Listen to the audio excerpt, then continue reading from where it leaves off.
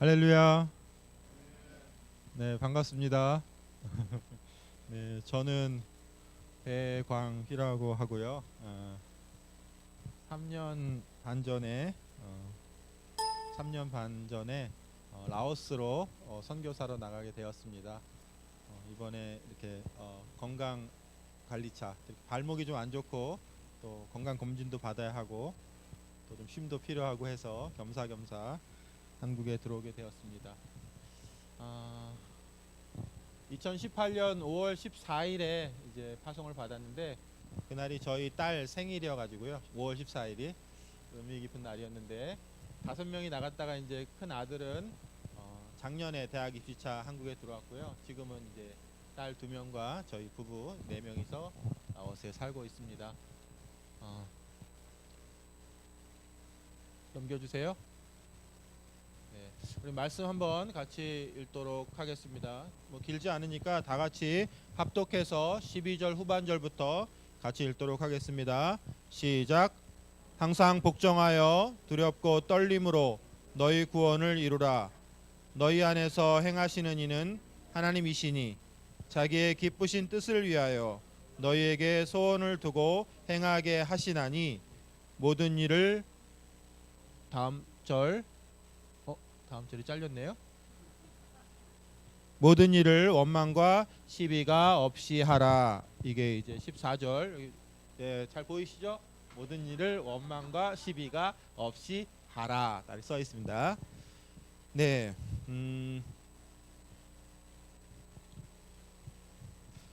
여러분들은 하나님이 여러분들 안에서 행하시는 것을 기대하며 살아가시나요? 네. 하나님이 여러분 안에서 정말 이렇게 행하시는 것들이 기대가 되십니까? 네. 하나님이 여러분 안에서 행하시는 것이 기대가 된다면 우리의 삶에 정말 두근대는, 우리의 삶에 하나님을 기대하는 일들이 엄청 많을 것입니다. 그리고 어떤 일을 할 때 우리가 생각하는 것보다 훨씬 더 뛰어나신 하나님이 함께 하시면 어떤 일이 이루어질까 하는 그런 설레임들이 우리 안에 있을 줄 압니다. 라오스는 이렇게 하늘이 참 아름다운, 별로 볼 건 없는데요. 하늘이 아름다워요. 그래서 저희가 이제 석양이 질 때 같은 때 밖에 나가서 이렇게 하늘을 보고 있으면 참 이렇게 아름다운 자연을 보면서 감사한 생각을 갖습니다. 이번에 이제 저희가 들어올 때는 저희 부부만 들어오고 딸 2명은 아직 지금 라오스에 있습니다. 생활고사 이렇게 시험을 또 봐야 돼서 라오스에 있는데 사실은 이제 라오스로 나오기 전에 한 3개월 전에 이렇게 한국으로 들어올 거를 전혀 생각지 않고 있을 때 제가 먼저 이렇게 오토바이 연습을 했어요. 사실은 이제 저는 오토바이 좀 트라우마가 있습니다. 저희 아버지가 예전에 제가 초등학교 때 저희가 이제 오토바이 수리점 부속 교체하는 이런 일들을 저희 집에 했었어요. 그러다 아버지가 이제 오토바이 그 재료를 사러 가다가 사거리에서 이제 버스랑 저희 아버지가 이제 붕 날라가지고 탁 떨어졌죠. 근데 이제 왼쪽 다리에 이게 뼈가 다 끊어지고 이렇게 심줄이 쭉 늘어나면서 저쪽 다리가 저쪽에 있던 거예요. 그래서 아버지가 왜 다리가 저기 있지 해가지고 그 다리를 가서 자기 다리를 이렇게 끌어가지고 이렇게 붙여가지고 그리고 이제 쓰러지신 거예요. 자기 다리가 저쪽에 있으니까. 그래가지고 이제 병원에 가셨어요. 저는 이제 그것도 모르고 갑자기 왜 우리 집에 냉장고에 이렇게 막 주스들이 가득하지?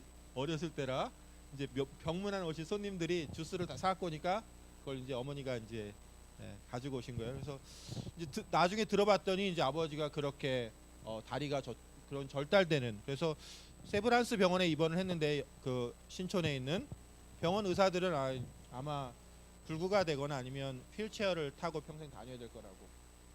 근데 이제 아버지가 하여튼 기적적으로, 믿음도 없었는데 하여튼 기적적으로 재활을 열심히 하셨어요. 그래가지고 연세대 병원에서 소문이 났답니다. 재활하는 게 힘들어하면은 저 사람을 보라고. 결국 그 재활을 해가지고 지금은 그 뼈가 붙고 또 다 연결이 되고 지금은 산을 올라가시면 저보다 더 빨라요. 산을 그리고 나서 이제 저는 이제 오토바이에 대한 두려움이 있었거든요. 저희 집도 이제 그렇게 아버지가 병원에 오래 계시면서 오토바이 가게를 더 이상 하기 어려운 상황이 됐고, 그래가지고 오토바이에 대한 근데 라오스에 가면 전체 사람들의 주로 교통수단이 오토바이예요. 그래서 오토바이 탈 생각이 없었는데 아내가 뜬금없이 저 오토바이를 산 거예요. 그래서 오토바이를 왜 샀어? 근데 또 하여튼 타보겠다고 샀어요. 그래서 몇 개월간을 거의 창고에 박아놓고 있다가 이제 저희가 저희 차가 이제 좀 안 좋아져 가지고 오토바이를 이제 타면 제가 몇 번 탔어요. 그리고 나서 아이들한테 이제 오토바이를 가르쳤습니다. 그래서 아이들한테 오토바이 가르칠 때는 그냥 재미로 스쿠터니까 이렇게 재미로 타기 가르쳤는데 또 어떻게 저희가 한국에 나오면서 이제 큰 아이인 은서가 동생 태우고 이렇게 교회도 가고 마트도 이렇게 가서 간단한 것들 장도 봐오고 이렇게 해서 지금은 둘이서 이제 라오스에서 잘 살고 있습니다. 올해 4월 11일이에요. 저희가 방비행이라는 곳에 저희가 살고 있는 곳은 라오스의 수도 비엔티엔인데 한 1시간 정도의 거리에 방비행이라는 지역이 있어요. 거기가 시골 교회가 있는데 저희가 주일에 이 시골 교회를 방문하게 됐습니다. 이게 예배하는 장면이에요. 잘 안 보이실 수도 있는데 이쪽 앞에가 이제 강대상이고요. 여기 강대상 앞에 희한하게 이렇게 기둥이 하나 있어가지고요. 이쪽에 앉은 사람들은 잘 안 보입니다. 얼굴이. 제가 이쪽에 앉아가지고 얼굴이 딱 안 보이는 상태인데 예배 때 보면 이렇게 개들이 이렇게 앞에 나와서 있다가 또 졸다가 또 중간에 이렇게 예배하고 있으면 어떤 성도분 한 분이 가운데로 나오세요. 그래서 무슨 일로 나가시지 하면은 여기 물통이 있거든요. 물 한 잔 딱 마시고 다시 들어가세요. 그래서 참 재밌다. 라오스는 그냥 이렇게 예배할 때도 예배가 그냥 편안해요. 사람들도 왔다 갔다 하고 아이들도 왔다 갔다 앞에 놀다가 또 앞에 있는 문으로 나가고 여기 찬양팀 하는 지금 앉아 있는 분은 지금 예배 시작했거든요. 근데 여기 앉아가지고 지금 어디를 보고 있는지 몰라요. 목사님 설교 안 보고 이제 그냥 이쪽 보고 이렇게 자유로워요. 또 애들 이제 뒤에서 막 핸드폰도 만지고 있고 그래서 근데 2시간 반을 합니다. 그래서 저희도 이제 2시간 반을 예배를 잘 드렸죠. 예배를 잘 드리는데 이제 라오스 교회는 아이들이 많아요. 아이들 초등학교 심지어 유치원 애들부터 어른 할머니 할아버지 어르신까지 한데 모여서 예배를 드립니다. 애들이 2시간 반을 앉아 있을 수 있나요? 못 앉아 있죠. 한 30분 앉아 있으면 다행이죠. 애들은 앞에서 뛰어놀다 밖으로 나갔다가 한참 있다 들어오고 뭐 정신 없어요. 그래서 이제 2시간 만에 예배를 끝내고 제가 그 사역자한테 물어봅니다. 이제 뭔가 아이들을 위한 뭔가 예배가 있겠지. 그랬더니 점심 식사도 없고 다 끝났으니까 그냥 집으로 가는 거예요. 이 애들은 그냥 교회 와가지고 그냥 실컷 놀다가 이렇게 왔다 갔다 한 것 같은데 그냥 가나? 이렇게 생각하는데 그날 집에서 이제 기도하는데 갑자기 하나님이 이렇게 말씀하시는 게 있었어요. 그리고 제 마음 가운데 강하게 두드리는 것. 이 아이들은 예배를 드린 걸까요? 안 드린 걸까요? 그래도 교회 와서 이렇게 뛰어놀기도 하고 예배당 와서 즐거운 시간을 가졌는데 얘들은 교회를 드린 건가요? 예배를 드린 건가요? 안 드린 건가요? 모르겠더라고. 이게 도대체 예배를 드렸다고 해야 될지. 이렇게 하루 이틀 오는 게 아니고 이렇게 얘들이 어렸을 때부터 중고등생 학생까지 하면 10몇 년을 이렇게 오거든요. 그래서 갑자기 하나님이 제 마음에 이 애들을 위해서 뭔가 해야 되지 않겠냐고. 근데 저는 원래 이제 그렇게 어린이 사역을 생각한 적이 없거든요. 라오스에서 대학생 사역이나 젊은이 사역을 생각했지 어린이 사역을 생각한 적이 없었는데 그날 하나님이 제 마음 가운데 부담을 주셨어요. 오늘 설교 본문 기억하시나요? 하나님이 자기의 기쁘신 뜻을 위해서 소원을 주신다고. 이게 저의 소원이 아닙니다. 하나님 제 마음에 이들을 위해서 뭔가 해야 되지 않겠냐고 이런 소원을 줬어요. 그래서 저는 하려고 하는 게 아닌 젊은이 사역인데요. 그랬더니 그래도 계속 마음에 부담을 주셨습니다. 그래가지고 그럼 한번 뭐라도 해볼까 하면서 이제 그 교회 사역자예요. 이분은 그 교회 사역자고 여기는 이제 저희가 도왔던 학생, 저희 리더인 학생의 아버지예요. 예배에 같이 온 장면인데요. 혹시 이게 무릎 잘 보이시나요?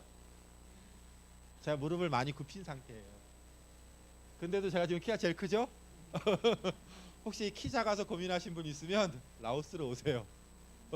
라오스는 보통 이제 여기 성인들도 한 160, 남자들도 150, 155 이런 분들이 많아요. 그래서 제가 거의 최장신입니다. 170인데 한국에서 전혀 겪어보지 못한.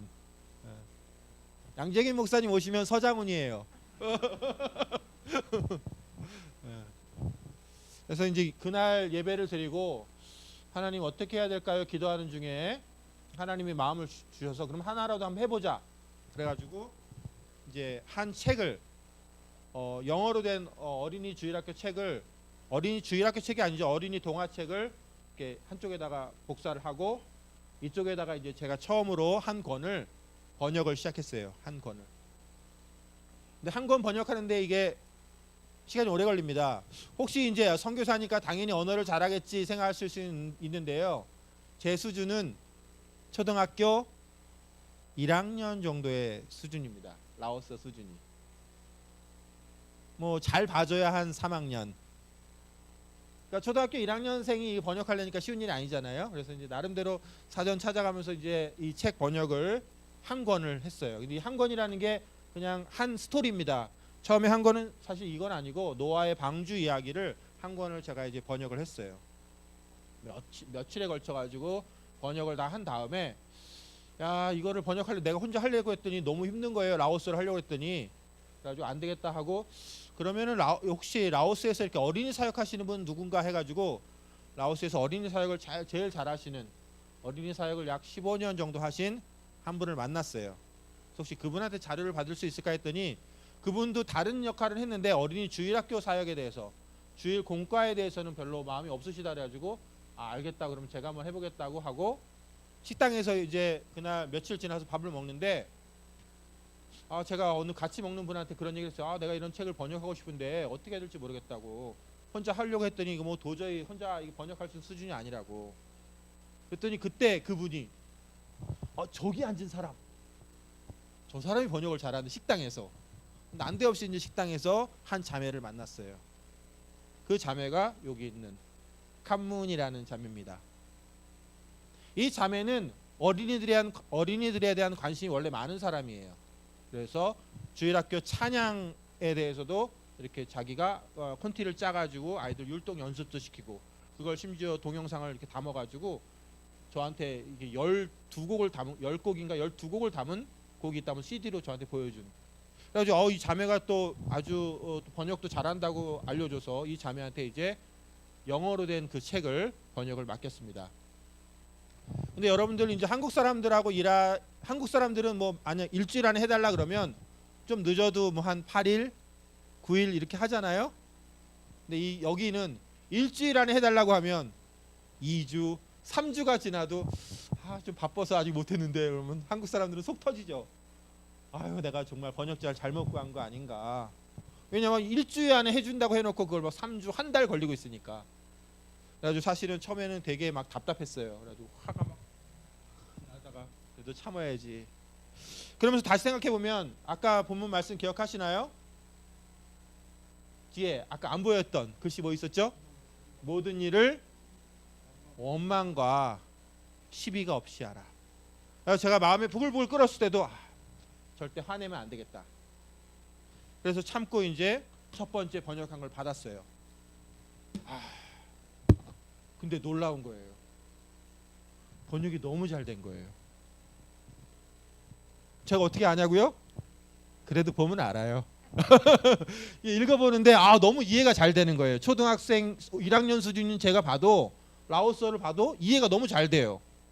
그리고 심지어는 이 자매가 이제 어떤 어려운 구절들은 제가 잘 선택하도록 2가지로 따로 이렇게 번역된 것들을 올려놓은 거예요. 그래서 너 번역을 잘했구나 했더니 왜 어떻게 잘했니라고 물어봤더니 사실은 이걸 번역하면서 자기 안에 두려운 마음이 있었다는 거예요. 왜냐하면 이걸 제가 이제 처음에 이 책을 번역하면서 꿈을 심어주거든요. 소원을 심어주는 거예요. 이거 잘 번역해가지고 라오스에 있는 800교회에 보내가지고 그 애들이 이제 주일학교 교육을 받을 거니까 번역 잘하자고. 근데 이걸 진짜 이 자매가 그 마음을 받아가지고 하나하나 하면서 열심히 한 거예요. 어떨 때는 내가 잘못 번역하면 어떡하지? 그래서 애들이 잘못 이해하면 어떡하지? 이런 두렵고 떨리는 마음으로 이 교재를 번역을 했어요. 그래서 지금은 6개월 정도가 지났는데 이제 번역이 완성이 됐습니다. 그래서 아마 곧 들어가면 이제 제가 책으로 만들어낼 거예요. 그래서 이거 처음 이제 책으로 만드는 장면입니다. 저희가 이제 아까 제가 말한 처음에 했던 이게 노아의 방주 장면이거든요. 노아의 방주 책을 제가 처음에 이제 번역을 하고 표지를 어떻게 할까 하다가 우리 집에서 제일 그림 잘 그리는 막내 주은이한테 맡겼어요. 네가 한번 그림을 그려봐라. 처음 연필로 그렸다가 괜찮은데 그럼 색칠도 해봐라 해가지고 이렇게 책을 만들었습니다. 처음에는. 그래서 노아의 방주 책을 만들어가지고 집에서 이제 스테이플러 찍고 이렇게 테이프 붙여가지고 처음에 한 10권, 20권 만들고 나중에는 이제 전도를 해야 되겠다 이거 가지고 그래서 한 100권쯤 만들어가지고 이제 좀 나가봤어요. 아이들한테 이제 그걸 가지고 전도를 하는 거예요. 전도하다가 마음에 드는 애들이 있으면 그걸 책을 줘요. 한 권씩 집에서도 한번 읽어보라고. 전도하는 것은 가능하면 교회가 있는 지역을 찾아갑니다. 교회가 있는 지역을 찾아가서 그 마을 전도를 하고 그래서 연결된 애들이 있으면 그 이제 교회로 연결을 시켜주는 거예요. 라오스에서 외국인들은 교회를 할 수는 없어요. 교회를 운영하거나 설교를 하거나 원래 전도하는 것 이건 이제 법으로 금지되어 있어요. 그 중에서 전도는 사실은 이렇게 가끔씩 가서 이렇게 하고 빠질 수 있기 때문에 조금 덜 위험하고요. 교회를 하는 것은 훨씬 더 이제 법으로 금지되어 있기 때문에 위험해요. 저희가 이 마을에 가면서 사실은 이 아주머니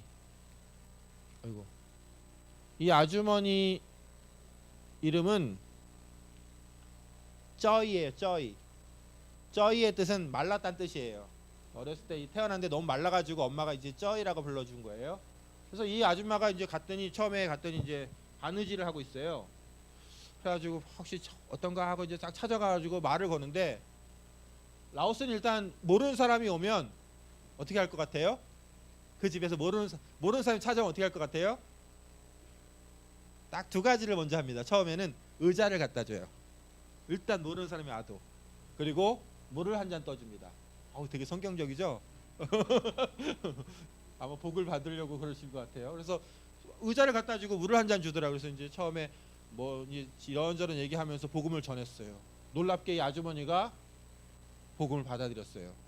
그리고 이 딸도 그래서 이 아주머니와 딸을 이제 데리고 저쪽 교회로 연결시켜주니 하고 남편은 좀 늦게 와가지고 제가 복음을 전하진 못했어요. 그래서 이제 그 다음에 찾아가가지고는 그 집에서 이제 복음을 전하다 보면 애들이 이렇게 막 몰려와서 그 얘기들을 같이 듣습니다. 라오스 어느 교회에 갔는데 이게 이제 주일학교 애들이 찬양 연습하는 곳이에요. 엄청 좁은 곳이겠죠. 애들은 많은데 한 요만한 데서 한 15명 모여가지고 서가지고 이렇게 찬양 연습하는데 막 가슴이 되게 찡했어요. 이게 옛날에 이렇게 닭장 같은 걸로 썼나봐요. 옆에 보면 이렇게 이게 닭장처럼 돼 있거든요. 그걸 빼고 이제 지금은 부엌으로 사용하다가 이제 아이들이 이렇게 연습하는 찬양 연습하는 장면인데 제가 이제 또 이제 만든 책을 가지고 이 책이 과연 이 아이들에게 먹힐 건지 잘 효과적인지를 이제 알기 위해서 여러 지방 가보는 곳마다 이렇게 이 책으로 이제 전도를 했어요. 근데 놀랍게 아이들이 너무 좋아해요. 여러분들 별로 놀랍지 않죠? 이게 우리나라 같으면 이렇게 뭐 책 하나 동화책 같은 거 하나 가져갔다가 애들이 모일까요? 택도 없는 얘기죠. 근데 라오스는 애들이 할 일이 없어요. 학교도 요즘에는 이제 코로나 때문에 못 가고 있고 그래서 누군가 와서 이렇게 재밌게 얘기해주면 너무 신기한 거예요. 또 우리나라는 뭐 애니메이션도 많고 뭐 유튜브도 많고 이러니까 너무 그게 일반화돼 있는데 얘들은 동화책도 되게 신기한 거예요. 그래서 그림으로 설명해주면서 이게 되게 유익하고 효과가 있구나 이런 생각을 하게 되었습니다. 그래서 이제 3개월 지나서 제가 아까 그 약속했던 그 교회를 다시 찾아갔어요. 방비행에 있는 그 교회에. 그래서 이제 그 사역자에게 설교가 끝나고 얘들에게도 예배를 따로 해야 된다. 오늘 한번 내가 해주고 싶다 이야기를 그래가지고 원래 아이들만 따로 모아서 하려고 했는데 얼굴도 보이시죠? 이렇게 어른들도 이렇게 동화 형태로 그림을 사용해서 이야기를 전하면 너무너무 재밌어 하세요. 그래서 이게 이들에게 되게 유익한 교재가 되겠구나라는 생각을 확신을 가졌습니다. 그리고 이제 이 교회 교사들도 만나보고 그리고 이제 이거는 저희가 이제 봉사 활동을 하는 거예요. 한국도 코로나 때문에 힘들지만 라오스는 더 힘들어요. 가난한 지역들은 정말 이렇게 생계가 많이 어려울 때이기 때문에 저희가 이제 봉사 활동을 하면서 나눔 활동을 하면서 해준 게 이게 병아리 나눠주는 겁니다. 각 집에다 병아리 10마리씩 나눠줘요. 그러면 그 10마리 가지고 잘 키워가지고 팔기도 하고 또 뭐 먹기도 하고 이렇게 할 수 있도록 닭을 나눠줘요. 그럼 이제 처음에 가면 마을 사람들이 이렇게 다 모여요. 그리고 나서 요 옆쪽에서는 제가 이제 아이들을 모으는 거예요. 야 얘들아 일로 와라 해가지고 이제 전도를 하는 거죠. 한국에서는 너무 사실 이렇게 전도를 해봐도 다들 예수님 모르는 사람들이 없잖아요. 별로. 교회 한 번씩은 다 가봤잖아요. 근데 라오스의 많은 지역들은요, 예수님 그러면 예수님이 누군지 모르는 사람들이 많아요. 처음 들어본 거예요. 이 전도할 때 어떤 마음이 드냐면, 여러분들 혹시 그런 거 경험해 보셨나요? 이렇게 겨울에 눈이 많이 와가지고 들판 같은 데 가보면 아무도 밟지 않은 그 눈밭 있잖아요. 그때 이렇게 눈밭을 딱 걸어다니면 어떻습니까? 자기 발자국이 딱 남고 발자국 하나만 남고 뒤에 보면은 되게 이렇게 뭐랄까 새롭고 설레이는 마음이 있잖아요. 아무도 밟지 않은 그 눈을 내가 제일 먼저 밟아보는 그 설레임. 라오스는 마치 그런 많은 지역들을 가보면 복음을 안 들어본 거예요. 한 번도. 그러니까 이 애들한테 복음을 설명하는 게 답답함도 있죠.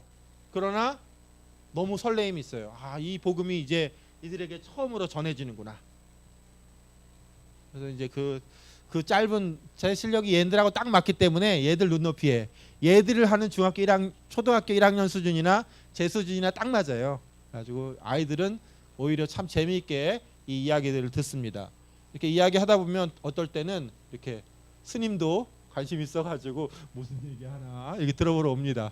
약간 처음에는 되게 무서웠어요. 스님이 이렇게 또 전도하는데 들으러 오셔가지고 스님도 할 일이 없으시니까 아이들한테 전도하는 것들을 또 들으러 오기도 했습니다. 이렇게 어린이 사역들을 하면서 하나님께서 이 사역에 대한 기대감을 많이 주셨어요. 라오스에는 800만 정도의 인구가 있습니다. 전체 면적은 대한민국하고 비슷해요. 1.1배 정도 되고요. 기독교는 약 1% 정도의 사람들이 기독교인들이 있습니다. 전체 교회가 800개 정도, 뭐 가정교회 전부 다 합치면 뭐 1,500개까지 된다는 분들도 계세요. 아까 말씀드린 것처럼 라오스에서는 외국인들이 할 수 없는 게 3가지가 있어요. 외국인 선교사가 할 수 없는 거 3가지가 뭔지 아까 말씀드렸죠. 뭐가 안 된다고요? 첫 번째는 교회를 세우는 게 안 돼요. 두 번째는 설교를 하는 게 안 돼요. 외국인들은. 그러니까 설교라고 나가는 게 아니고 할 때도 간증한다고 해서 이제 나가서 설교도 같이 이제 겸할 때 가끔 있어요. 세 번째는 전도를 하면 안 됩니다. 걸리면 신고하면 이제 뭐 하여튼 경찰서에 잡혀가거나 감옥에 가거나 심지어는 추방이 되거나 그럴 수도 있어요. 그래서 저희는 사실은 모임하는데 조금 조심스럽긴 합니다. 그래서 하나님의 은혜 가운데 저희가 1년 반 정도 됐나요? 이제 2년 가까이 돼가네요. 2년 가까이 돼가요. 2년 정도 전에 센터 학교 앞에 있는 곳에서 짜이마이 센터를 시작하게 됐습니다. 주중에는 센터로 쓰고 주일에는 교회로 함께 예배를 드리기도 해요. 짜이마이라는 것은 짜이는 마음이고요. 마이는 새로운이에요. 그래서 짜이마이 그러면 새로운 마음을 갖자라는 의미로 저희 교회의 이름은 짜이마이 교회입니다. 이건 이제 서로 1대1로 이렇게 전도 연습하는 장면이고요. 가끔씩 이렇게 마을에 나가서 이렇게 마을 전도를 하기도 합니다. 학생들이. 놀라운 거는 또 저도 이 아주머니도 처음 복음을 들었다고 했는데 놀랍게 여기 저희 학생이 이제 저희 리더인 학생이 복음을 전했는데 잘 받아들였어요. 그래서 두 손 모으고 기도를 하는 장면을. 그 다음 주에는 이제 현지 교회로 또 연결을 시켜드리는 일을 했었습니다. 저희가 한 것 중에서 또 한 가지는 신학교 사역이에요. 처음에 저는 사실 아까 말씀드린 것처럼 신학교 사역은 좀 언어적인 것도 더 준비가 돼야 되고 하기 때문에 이제 3년밖에 안 된 제가 하기에는 사실 되게 벅찬 사역이긴 한데 처음에 몇 분이 시작하면서 저도 이제 이쪽 그룹에 초대가 되어서 이 일을 같이 하게 됐어요. 저희 모임의 리더에 가까운 분은 여기 이제 김영진 선교사님이에요. 이분은 처음에 라오스에 우물 NGO 사역을 하셨어요. 그래서 동네마다 다니면서 우물 파주는 일을 하는 거예요. 우물 파주면 이렇게 물 탁 나오면 동네 사람들 모여서 박수 치고 이제 이거 길어다 먹으라고 하면서 라오스의 수십 개 지역을 다니면서 우물 파주는 일을 처음에 NGO 사역으로 전국을 다니면서 돕는 일을 했어요. 근데 이분이 한 6년, 7년 하시고 나서 안식년에 한국에 가셨는데 딱 생각하기를 내가 뭐 했나. 6년, 7년을 일했는데 아무도 나로 인해서 변화된 사람이라든가 하나님의 뜻 가운데 살고자 하는 사람이 없었다는 거예요. 그래서 이분이 이제 안식년을 마치고 들어오시면서 결심을 했어요. 이제는 사람을 키우는, 사람에게 가르치는 일을 해야 되겠다. 그러면서 신학교 사역을 하려고 이제 마음을 먹었어요. 그래서 전국에 감사한 것은 그 전에 내가 뭐 했나 했지만 이분이 6년, 7년을 전국을 다니면서 알아놨던 많은 사람들 중에서 믿는 사람들을 이제 불렀어요. 그들에게 저희가 이제 신학을 가르치고 건강한 교회를 세울 수 있도록 돕는 일을 하기 시작했어요. 그래서 처음에 11명이 모였다가 3분이 빠지시고 지금은 8명이 같이 일을 하고 있어요. 이게 이제 첫 저희가 발단식을 할 때 기념하면서 찍었는데 나중에 이게 그 언더우드 이런 사람들이 찍은 사진처럼 아마 될 거다. 우리끼리 그런 얘기했습니다. 언더우드가 와가지고 뭐 몇 사람 모여가지고 이런 사진 찍어놓고 나중에 이게 엄청 유명한 선교사 사진 되잖아요. 그래서 우리끼리 모여가지고 이 사진이 후일 라오스 선교의 그런 역할이 될 거라고 다들 진지한 표정으로 사진을 찍었습니다. 믿으시나요? 다들. 네. 저희는 정말 그렇게 생각합니다. 감사한 건지 안타까운 건지 라오스에는 신학교가 우리나라는 신학교가 몇 개나 되죠?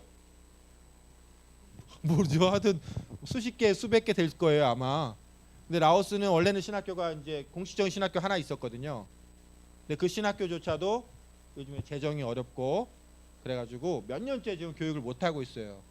라오스에서 제대로 그래도 신학 교육을 하는 거는 저희 그룹이 이제 그 일을 감당하고 있는 거예요. 그래서 이제 소그룹을 가르치는 장면입니다. 제가 이제 소그룹을 가르치는데요. 사람들이 되게 표정이 재밌죠?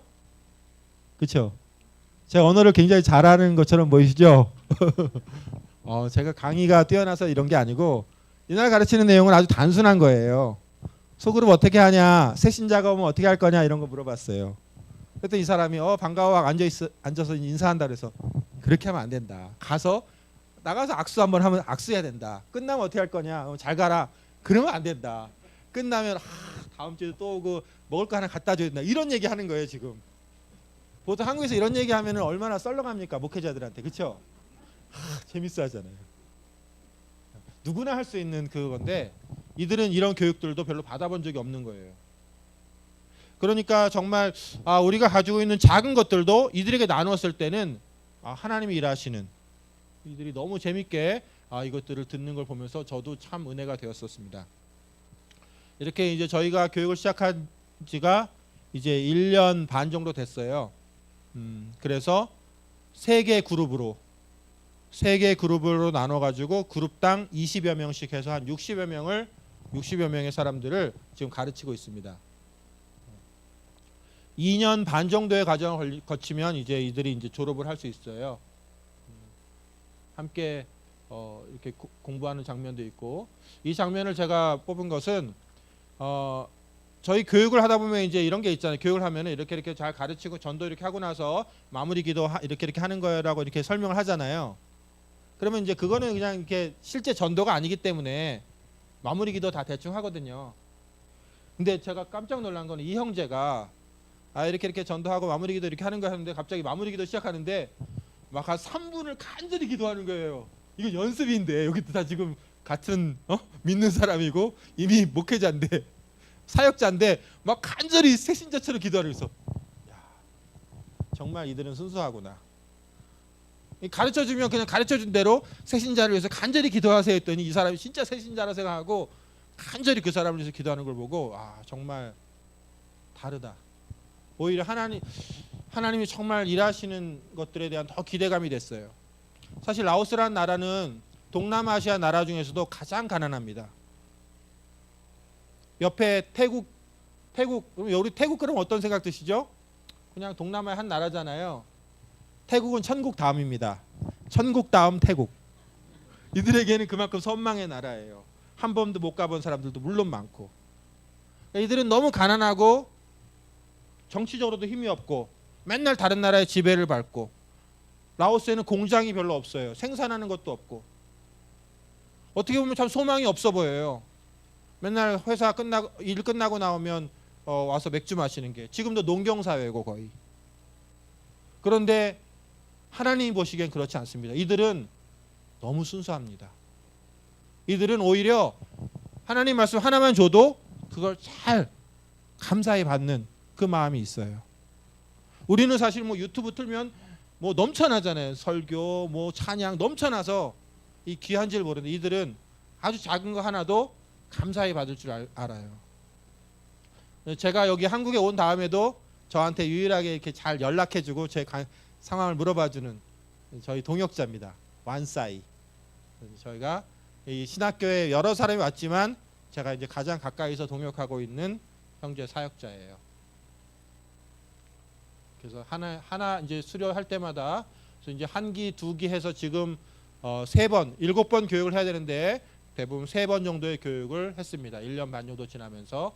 코로나 때에도 저희는 좀 인원수를 줄여가면서도 계속 모이고 있고, 1월 달에는 새로 교육을 시작하기로 했습니다. 내년 1월에. 이 장면은 어느 그 몽족 공동체의 수련회를 한 장면인데요. 10월 정도 했어요. 올 10월에. 근데 처음에 이제 이 교회는 어떤 한 한국 선교사님이 이 교회를 맡았다가 안식년차 이제 한국으로 돌아가셨어요. 그런데 이 교회가 처음에 한 30-40명 모였었거든요. 그 가실 때는. 그런데 이제 그 선교사님이 안식년으로 가시면서 사람들이 떠나기도 하고 또 여러 가지 어려운 상황을 겪으면서 이 교회가 점점 이제 어려운 상황이 됐어요. 그래서 인원도 많이 줄고. 그래서 참 걱정이 많은 차에 이제 그 선교사님이 저하고 여기 있는 쌤이라는 이 쌤 선생님하고 저한테 수련회를 한번 해달라고. 이틀간의 수련회. 근데 그래서 알았다고 그러면 수련회를 이제 저희가 하루씩 맡아서 준비를 했어요. 한국은 수련회 하면 재밌는 프로그램들이 많잖아요. 이분들은 수련회 하면요 프로그램이 오직 하나예요. 8시부터 10시까지 예배, 10분 쉬고 10시부터 12시까지 예배, 밥 먹고 1시부터 3시까지 예배, 20분 쉬고 예배. 예배를 4번 막 5번 하는 하루에. 제가 다시 한번 강조하지만 제 수준이 초등학교 1학년 언어 수준이거든요. 예배 한 편 설교를 준비하려면 너무 힘들어요. 그렇지 않을까요? 1학년 수준으로 이렇게 30분짜리 이렇게 일반 설교는 한 30분 하면 되는데 이 수련회 설교는 30분 해서 안 되잖아요. 수련회 설교는 또 아무 프로그램이 없기 때문에 1시간 반 설교를 해야 되거든요. 그러면 한 번 설교 준비하는데도 힘든데, 그래서 주여, 그래서 어떻게든지 하여튼 설교 준비를 해가지고 이제 한 4번 설교를 준비를 했어요. 주제를 짜가지고. 그래서 주님 이제 그래도 기대하는 마음을 이제 그 다음 날 수련회가 시작돼요. 근데 느닷없이 이 형제가 이제 여기 모임의 리더인 수짠이라는 형제인데, 다음 날부터 수련회인데 갑자기 그 전날 전화가 오더니 선생님 수련회를 취소해야 될 것 같아요. 그렇게 전화를 하는 거예요. 그래서 야, 왜 취소해? 우리 지금 다 준비했는데. 그랬더니 요즘에 코로나 상황도 그렇고 자기가 큐티 하는데 지금은 아니라고 그랬대요. 그래서 제가 뭐라고 하려다가 주여 원망과 시비가 없이 하라. 그러다가 제가 알았다고 그러면은 너가 원할 때 다시 하자고. 그러고 나서 이제 마음에 사실은 좀 힘들었어요. 여태까지 힘들게 준비해달라고 그렇게 부탁을 해가지고 힘들게 준비했더니 이제 와서 수련회를 취소한다고. 상의한 것도 아니에요. 일방적으로 했죠. 내가 다음에 하면 안 해야 되겠다. 그런 마음을 먹었어요. 그러고 나서 한 달이 지났는데 다시 하자는 거예요. 근데 이제 그때는 코로나 상황이 더 심했어요. 그래가지고 그러면 이제 코로나 상황이 심하기 때문에 모이는 게 어렵다. 그러면 너가 어떻게든지 코로나 진단 키트로 우리가 다 PCR 검사를 받고 와가지고 하자. 그렇게 얘기됐는데 또 오기로 했던 코로나 진단 키트가 그 아까 그 선생님이 잘 구해가지고 한국에서 들어오기로 했는데 그게 막판에 한국에서 들어오시는 분이 이런 약 같은 거 많이 갖고 들어가면 좀 불안하다고 자기 안 가져가겠다고. 그런 반에 집에 택배까지 받아가지고 갖고 오기로 하신 분이 그걸 또 안 가져온 거예요. 어떻게 하나 해가지고 또 하다가 기도하면서 했는데 간신히 그 코로나 진단 키트 약을 라오스에 계신 다른 선교사님한테 구해가지고 그 전날 밤에 다 이렇게 맞춰가지고 음성 확인하고 그 다음날 아침에 모였어요. 8시에. 말씀하신 대로 이제 다행히 이제 이분은 그렇게 어렵지가 않아요. 저랑 똑같이 설교하는 분이. 왜냐하면 이분은 영어로 원래 이제 미국에서 오랫동안 계시던 분이거든요. 이분은 영어로 하면 통역을 해줘요. 이 통역을 쓰면 장점이 있는 거 아시죠? 어떤 장점이 있죠? 설교 준비를 반만 하면 돼요. 통역하는데 또 반 시간이 드니까 45분 온 거예요. 이분은 저보다 노력을 반밖에 안 하시는 분이에요. 자기 또 원래 언어로 45분만 준비하면 45분 통역하니까 또 통역하는 동안 좀 쉬었다가 또 생각할 것도 하고. 근데 이제 저는 1시간 반째 설교를 몇 번 하려고 하니까 진짜 주여 나 이런 설교를 지금 처음 해보는데 어떻게 하면 좋습니까? 과연 이게 애들한테 은혜가 될지. 이제 만약에 한번 설교했는데 은혜가 안 되기 시작하면은 죽는 거거든요, 진짜. 시간이라도 짧으면 모르겠는데 한 번 설교도 아니고 하루에 4번 설교를 해야 되는데 이것까지 시간이 긴데 어떻게 하면 좋나. 너무 막 걱정이 앞선 거예요. 오직 주여 주께서 행하시옵소서. 이 마음을 가지고 갔어요. 그래가지고 이제 단에서 설교를 시작합니다. 설교를 시작한 지 한 10분쯤 됐는데 다들 울고 있는 거예요. 왜 울지 얘네들은? 저도 잘 이해가 안 돼요. 그런데 놀라운 거는 내가 국민학교 초등학교 1학년 수준의 설교를 할지라도 내가 그들을 변화시키는 게 아니에요. 하나님은 그렇게 수준 낮은 설교를 통해서도 내가 초등학교 1학년 수준의 설교를 했어도 그 마음을 전했어도 내 말이 전달되는 게 아니고 하나님의 마음이, 하나님이 그들을 얼마나 사랑하시는가. 1년 반 정도의 기간 동안 이 교회가 정말 어려웠었거든요. 심지어는 리더도 나 정말 리더로서 자격이 없나 봐요 하면서 내가 이거 교회 계속 해내야 되나 하면서 교회 문을 닫아야 되나 이거 심각하게 고민했었어요. 이 형제가 마지막 기회라 생각하고 그렇게 이 수련회를 준비한 거예요. 그래서 제가 알게 됐어요. 이들의 기도가 쌓여서 그렇구나. 이들이 정말 하나님 앞에 그렇게 간절한 마음으로 기도했을 때 사실은 저도 이렇게 그냥 설교를 하는데 그 다음에 말들이 떠오르고 간증을 하는데 또 그 다음에 말들이 떠오르고 그 다음 말들이 떠오르고 그냥 떠오르는 걸 얘기하는 거예요. 그런데 하나님 이들의 한 사람 한 사람 만지시기 시작하더라고요. 그러면서 이 교회가 많이 회복이 됐어요. 우리 안에서 행하시는 이는 하나님이십니다.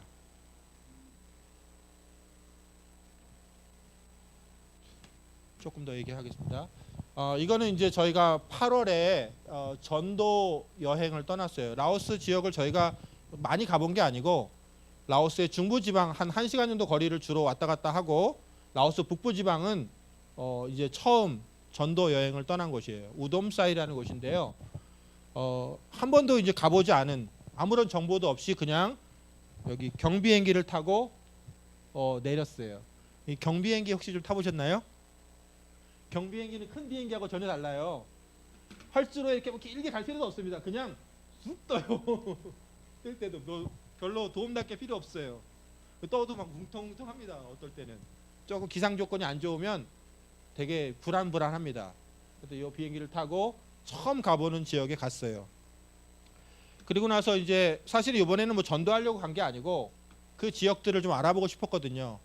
그래가지고 이제 우리로 하면 이제 택시 기사죠. 뚝뚝이라고 해서 이렇게 오토바이 개조해가지고 이렇게 뒤에 택시처럼 만드는 게 있어요. 오토바이인데 그 기사를 한 명을 어떻게 만났어요. 그래서 물어봤어요. 우리는 여기 마을 처음 와봤다. 그러니까 그냥 네가 가고 싶은 마을로 가라.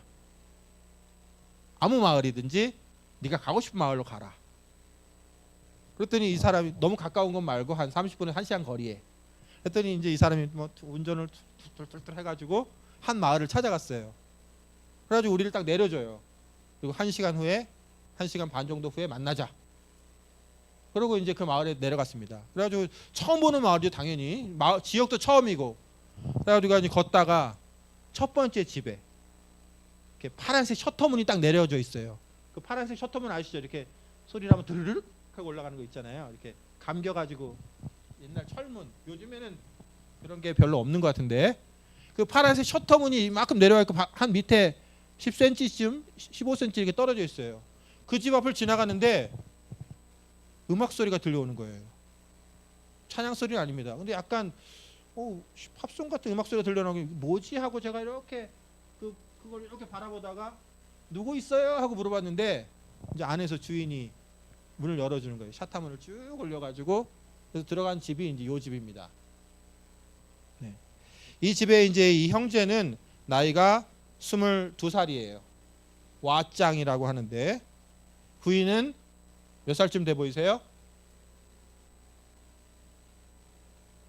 18. 아시는 분이세요? 18이에요. 부인은. 애가 지금 둘 있고 한 명은 뱃속에 있어서 이제 셋째를. 이들은 이제 사실 좀 그 라오스의 시골 지방들은요 일찍 결혼하는 게 뭐 보통이에요. 그래서 13살, 14살 결혼하는 것도 그냥 뭐 보통이지라고 생각하는. 그러니까 지금 18살인데 애가 셋째를 임신하고 있잖아요. 그래서 이 집에서 이제 하나님의 은혜로 또 복음을 전했습니다. 이 형제가 믿었을까요? 역시 네, 믿었어요. 저희가 한 30분 정도 이렇게 복음을 전하고 했는데 이 형제가 복음을 받아들인 거예요. 그리고 나서 이 형제가 복을 받은 게 너무 기뻐가지고 이제 영접 기도하고 너가 믿었다고 혼자 신앙생활 할 수 있는 게 아니니까 교회를 가야 된다. 이 동네에 교회가 있냐?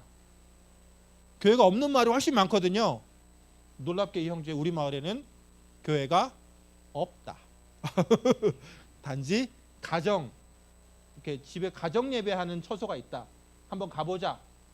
그래가지고 이제 이 형제하고 이렇게 마을을 쭉 따라서 걸어 올라가는데 가다가 사역자를 만났어요. 그 교회 사역자를.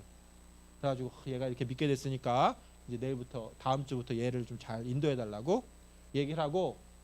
근데 이제 이 그 시골 마을들은 이게 시족 사회잖아요.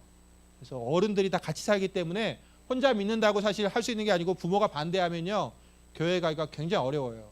그래가지고 그 다음 날은 이 아버지를 찾아갔습니다. 여기 왓짱의 아버지가 요 분이에요. 그랬더니 이제 손자 손녀를 애를 보고 있더라고요. 그래가지고 이제 또 저희가 전도를 했습니다. 복음을 전했어요. 이 아버지가 받아들였을까요?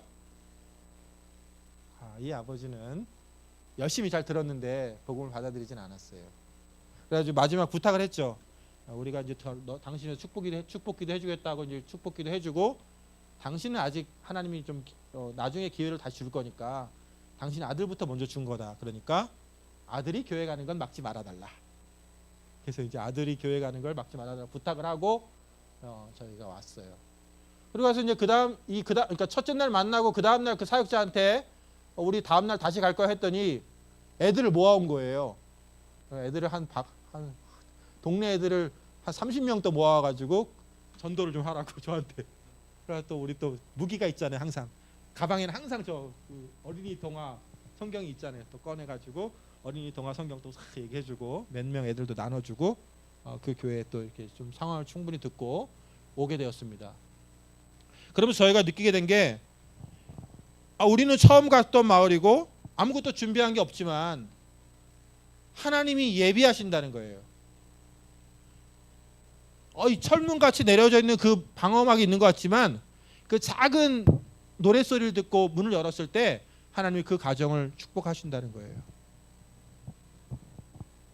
우리 생각을 내려놔야 된다는 것들에 대해서 그때 많이 좀 배웠습니다. 그리고 이제 올해를 돌아보면서 오늘이 올해 또 마지막 예배니까 올해를 돌아보면서 이 마지막으로 이 두 가지 사건이 기억이 나요. 여기는 이제 저희 모임에 이제 형제들과 같이 형제 자매들과 같이 한 이 형제가 자랐던 중고등학교를 다녔던 마을에 찾아갔어요. 그래서 거기 할머니 할아버지 세 분을 만났습니다. 원래는 이제 어린이 전도를 끝내고 가려고 했는데 이 형제가 꼭 할머니 할아버지를 같이 이게 아짠이라고 부르거든요. 선생님이 같이 만나줬으면 좋겠다고. 그러면 이 형제가 엄청 신실한 형제냐? 그렇진 않아요. 믿은 지 얼마 안 되고 그래가지고 가끔 가보면 그 센터에 이렇게 맥주병 같은 게 이렇게 나올 때도 밖에 나와 있어요. 이 형제가 마신 경우도 있어요. 근데 이제 이 형제는 그래도 자기네 그 할아버지 할머니한테 선생님이 만나주고 다시 한번 복음을 정확히 얘기해 줬으면 좋겠다고. 그래가지고 이제 또 가서 이제 할머니 할아버지 꼭 믿음을 갖고 돌아가셔야지 나중에 손자 손녀들이 하늘나라 가면 같이 만날 수 있다고 잘 얘기해드리고 영접기도도 같이 하고 그러겠노라고. 또 이분들이 좀 믿음을 갖게 되시면서 조금씩 건강이 좋아지셨거든요. 그래가지고 이제 잘 인사하고 우리 다음번에 다시 올 거라고 얘기하고 한 달 후에 이분이 돌아가셨어요. 그때 우리의 전도가 이분의 마지막 만남이 된 거죠. 그리고 아까 이제 저희 교회 그 교회 갔던 분 보이시죠? 여기 형제가 이제 저희 모임의 리더인 이리 형제예요. 늑대 아니고요. 이리. 이름이 이리예요. 이 형제의 아버지가 여기고 형제의 할머니입니다. 저희 아내가 이제 제가 만나기 전 한 2개월 정도 전인가 만났어요, 이 할머니를. 근데 그때 할머니는 몸이 너무 안 좋으셔가지고 거의 누워 계셨어요. 그래가지고 그때 얘기할 때 아마 잘 의사소통도 잘 안 되고 이제 여러 가지로 몸이 많이 안 좋으셔가지고 그래가지고 그때 이제 아내는 축복기도만 해주고 이제 왔었거든요. 그리고 이제 그 시간이 지나서 이 할머니가 몸 상태가 더 안 좋다는 얘기를 듣고 이 저희 모임의 리더인 이리 형제가 할머니 병간호를 하겠다고 내려갔어요. 그리고 이제 저한테 아짠 시간이 되면 한번 우리 집에 와달라고. 그래가지고 이제 저희가 아까 그거 보이시죠? 아까 그 뭐죠? 봉사하는 거, 병아리 나눠주는 거 그거 하고 다른 사람들 하는 동안 제가 마지막에 좀 시간을 좀 비워가지고 이 형제 집에 찾아갔습니다. 놀라운 거는 그날은 이 할머니가 사실 몸이 굉장히 안 좋으신데 그날은 이 의자에 앉아 계신 거예요. 오, 의자에 앉아 계시네 해가지고 이때가 기회다. 정신도 쌩쌩하신 거예요. 그래가지고 이제 또 복음을 전했습니다. 예수 믿어야 된다고. 이 손자도 지금 믿음을 가지고 이제 신앙생활 잘하고 아들도 이제 영접을 했다고. 할머니 정말 손자하고 아들을 하늘나라 가서도 만나야 되지 않겠냐고. 여기서 헤어지는 거지만 이건 잠시 헤어짐이라고 하면서 이제 전도를 했습니다. 이 할머니가 복음을 받아들였어요. 진심으로 받아들였어요. 그리고 같이 이제 할머니가 복음을 받아들였다고 해가지고 이제 그 며느리 아들 다 불러가지고 처음에는 저희 셋만 얘기했거든요. 이제 여기 형제가 통역을 하고 그래가지고 이 할머니가 이제 복음을 받아들인 기념으로 아들하고 며느리를 불러가지고 저희가 이제 또 기념 사진을 이렇게 찍었습니다. 그리고 나서 3주 후 할머니가 세상을 떠나셨어요. 다시 3주 후에 떠났는데 이 며느리를 만났는데 며느리가 되게 감사했어요. 우리 할머니가 여기 며느리는 믿음이 있거든요. 한 1년 2년 전부터 교회 나갔었거든요. 그래서 며느리가 그래도 우리 어머니가 구원을 받고 돌아가셨다고. 그래가지고 이제 며느리도 고맙다고 하고 아들도 그렇고 그래서 되게 감사한 시간을 가졌습니다. 오늘 본문 말씀을 잠깐 돌아가서 한 짧은 시간 한 5분 10분 정도로 마무리를 하고자 합니다. 오늘 본문에 보면 너희 안에서 행하시는 이는 하나님이시라는 말이 나와요. 저는 사실 최근에 이 말씀이 제게 가장 강한 메시지로 다가옵니다. 너희 안에서 행하시는 이는 하나님이시라고. 우리의 능력으로 하면 우리가 얼마나 하겠어요? 우리의 어떤 지혜로 하면 우리가 해봤자 얼마나 하겠어요? 그런데 우리의 지혜로 하지 않고 우리의 능력으로 하지 않고 하나님이 행하신다면 내가 할 수 있는 일에 생각을 훨씬 뛰어넘는 것들을 하실 거라고요. 그게 우리의 믿음이에요. 하나님은 자신이 원하시는 일을 위해서 우리에게 소원을 주십니다. 제가 어린이 사역에 마음이 없었거든요. 근데 하나님은 어린이 사역을 원하세요. 라오스 교회의 절반이 어린이인데 그 어린이들이 이렇게 방치되는 것들을 하나님이 누군가를 통해서 일하고 싶으셨던 거예요. 내가 어린이 사역 해봤자 뭐 한 10명 변화시, 그건 내 생각이죠. 10명만 변화됐으면 좋겠다. 하나님은 그렇지 않고 하나님은 연약한 자를 통해서라도, 부족한 자를 통해서라도, 초등학교 1학년 수준인 자를 통해서라도 정말 라오스의 어린이들에게 그들이 교회 왔다 그냥 돌아가는 게 아니라 하나님 말씀을 배우고 정말 구원이 무엇인지, 하나님 마음이 무엇인지를 배우기를 원하시는 거예요. 그래서 우리에게 소원을 주십니다.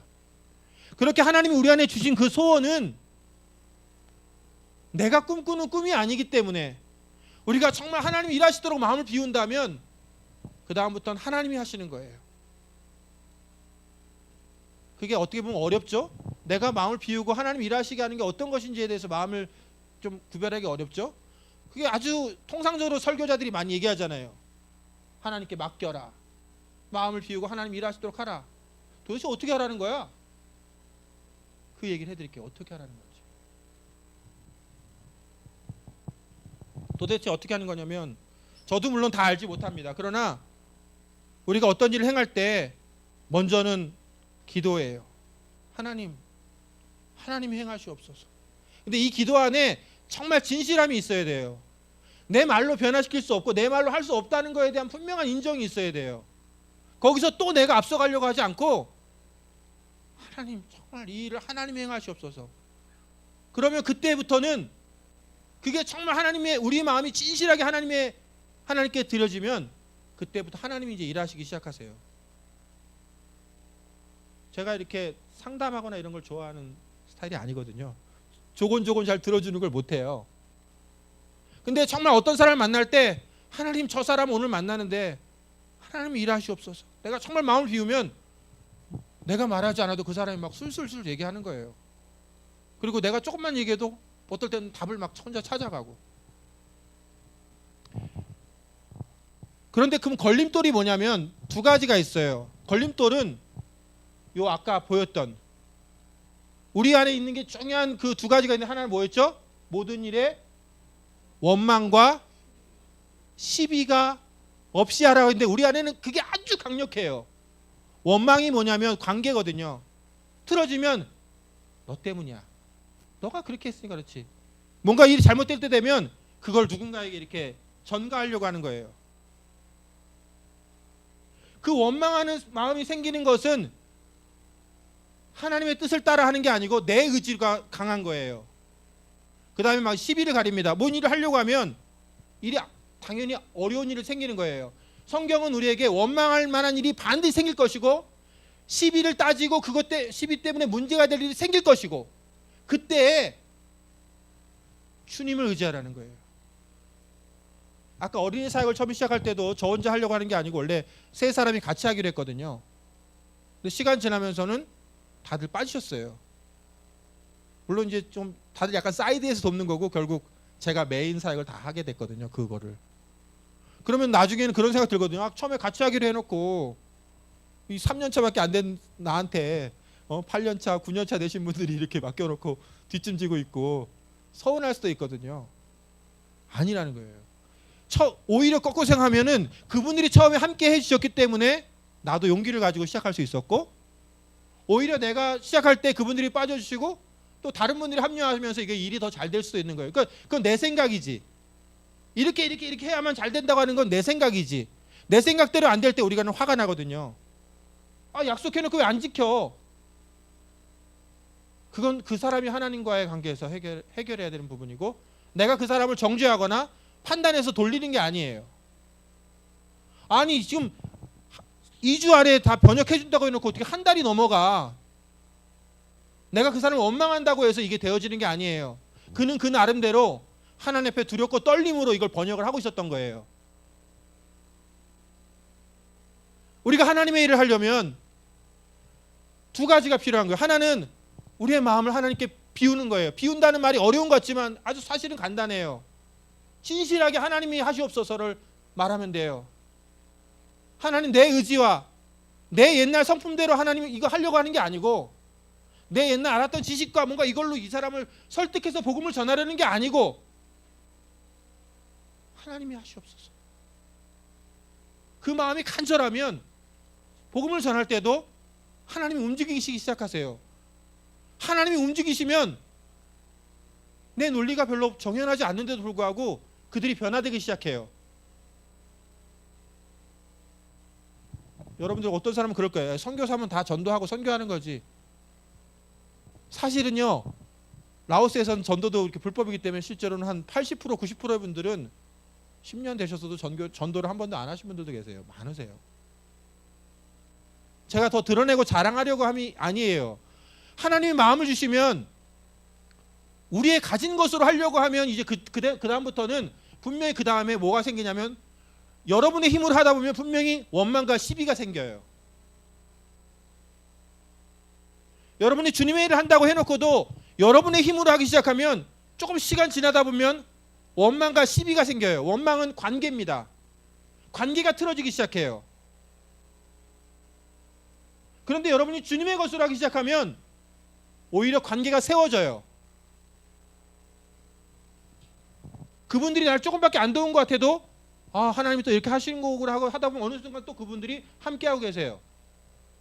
내가 그들을 원망할 필요가 없어요. 시비라는 것은 결국 뭐죠? 내가 옳다고 생각하니까 시비가 생기는 거잖아요. 어떨 때 정말 내가 옳을 때도 있어요. 그러나 그 시비를 가릴 필요가 없어요. 관계 가운데 시비를 가려서 잘 되는 경우가 있나요? 별로 없어요. 아내하고 관계에서 시비를 가려보세요. 결국은 또 싸움만 더 날 뿐이에요. 시비를 가려서 될 일이 아니고, 원망한다고 되는 게 아니고, 하나님이 정말 일하시옵소서, 하나님이 행하시옵소서, 이 마음에 대한 진실한 고백이 하나님 일하는 통로가 돼요. 하나님 그걸 보세요.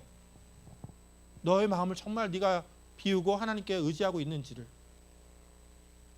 이제 결혼을 앞둔, 제가 주례사는 아니지만 두 분이 오셨다고 하는데, 사역 가운데에서도 제일 어려운 게 뭐냐면 관계가 틀어지는 거예요. 관계는 왜 틀어지냐면 우리 마음 안에 상대방에 대한 원망이 있어요. 내가 옳다는 시비를 가리려고 하는 마음이 있어요. 이게 사역자들일수록, 이게 성장했다고 생각하는 사람들일수록 더 강력합니다. 바리새인들은 항상 시비를 가리잖아요. 예수님의 말씀이 주어져도 이거 율법대로면 안 맞는데, 뭔가 능력 있는 말씀 같은데도 내 율법대로면 안 맞는데, 나는 내 걸 지켜야지. 이건 하나님이 내게 주신 율법이고 하나님이 나를 평생 동안 내가 지켜온 전통인데, 그들은 그것 때문에 생명이신 말씀을 듣고도 변화되지 않아요. 그런데 죄인이라고 생각하는 사람들은요, 자기 게 없는 거예요. 난 죄인이지. 맞아. 왜 세리가 갑자기 예수님을 따라갑니까? 자기의 살아온 삶을 보면 그동안 돈만 쫓아오다가, 아니야 이게 아니지, 난 정말 어떻게 살아야 되지, 난 정말 무엇을 쫓으며 살아야 되지 할 때 예수님의 얘기를 듣게 되고 그 예수님의 말씀을 붙잡으면서 그들의 삶이 변화되는 거예요. 자기를 정말 죄인이라고 인정하고 하나님의 뜻을 정말 받아들이고 하는 사람들은 그 마음 안에 변화가 시작됩니다. 여러분 마음 안에 변화가 시작되지 않는 것은 비정상이에요. 하나님은 우리 안에서 행하세요. 일하세요. 언제든지 믿는 자 가운데서. 만약 믿는 자 가운데서 하나님의 행하심이 없다면 이건 그냥 넘어갈 만한 일이 아니고, 우리가 하나님 앞에서 내 걸 주장하고 있는 거예요. 지금 내 가진 고집으로 하나님 앞에 나가고 있는 거예요. 여러분 신앙생활에 기쁨이 있습니까? 열매를 맺으려고 한다면 반드시 기쁨이 다시 따라와요. 고통도 따라오죠. 고난도 있죠. 그러나 열매를 맺는 데에는 기쁨이 있어요. 그 기쁨은 뭐냐면 승리한 기쁨이에요. 뭐가 승리죠? 뭐가 승리입니까? 주님이 우리 안에 사시면서 주님이 행하시는 걸 나타내는 게 승리예요. 내 고집이 나타내거나 내 습관이 나타나거나 내 옛사람이 나타나는 게 아니고 그걸 내가 마음 가운데 누르고 주님을 정말 간구하고 기대했을 때 주님이 행하신 그걸 보는 게 승리예요. 그때 얼마나 감격이 있습니까? 그때 나를 통해서 주님 일하시는구나. 그러면 관계 회복이 있어요.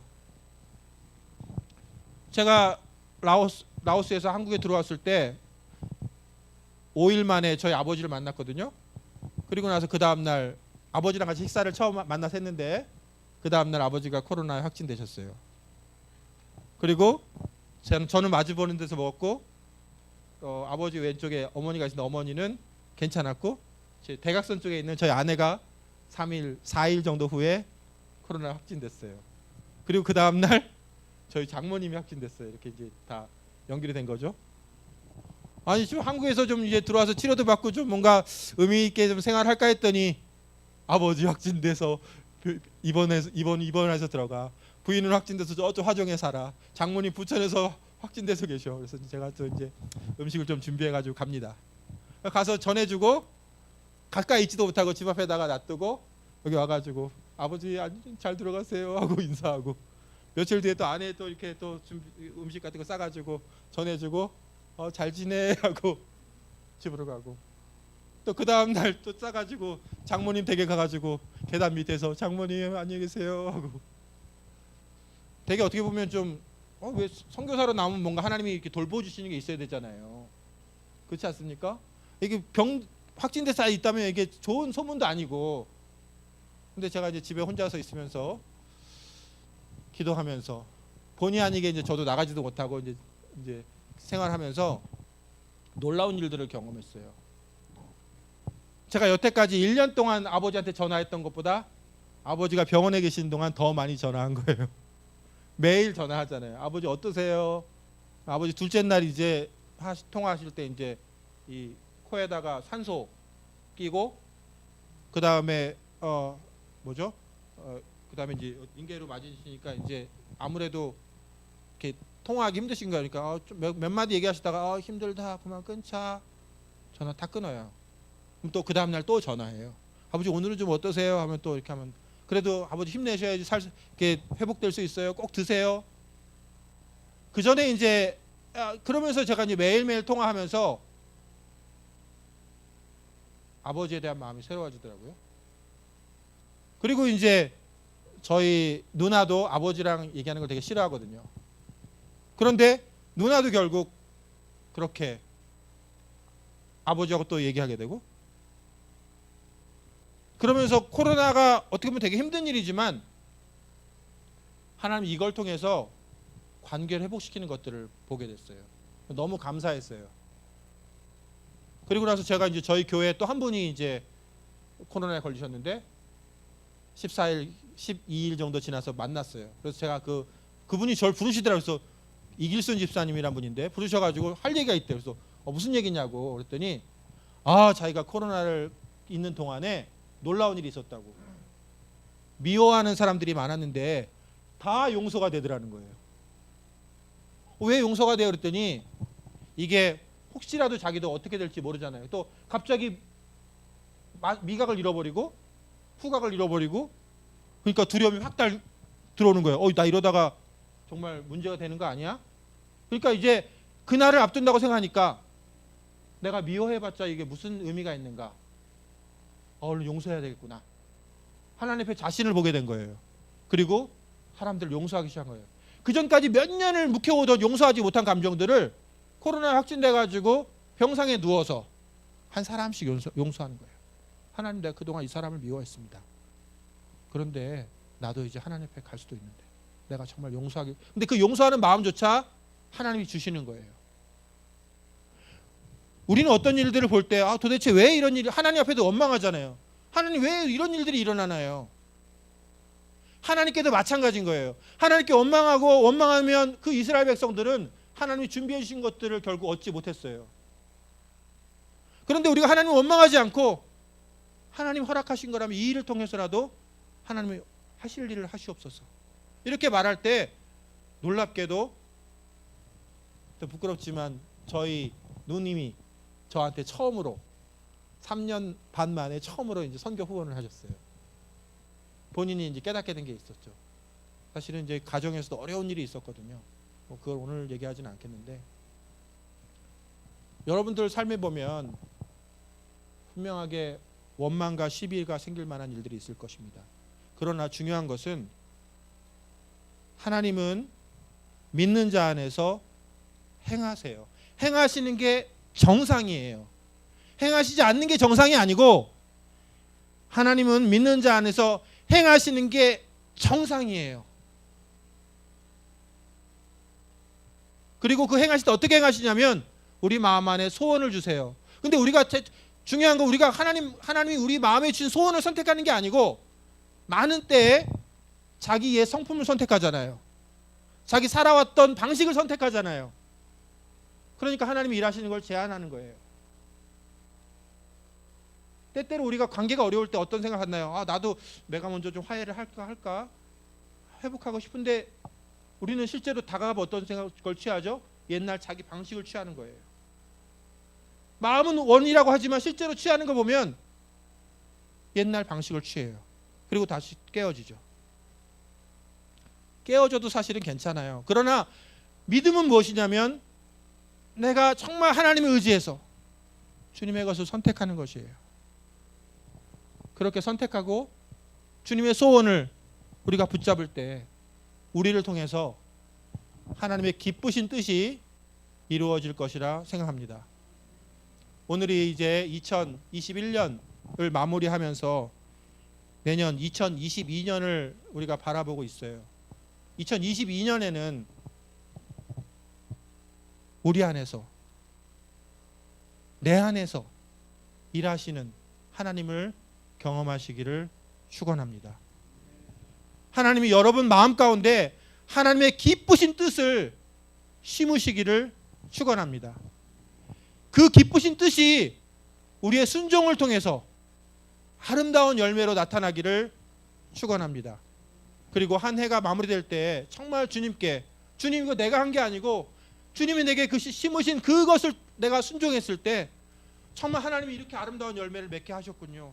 이렇게 하나님께 영광 돌리는 그러한 2022년 새해가 되기를 축복합니다. 기도하겠습니다.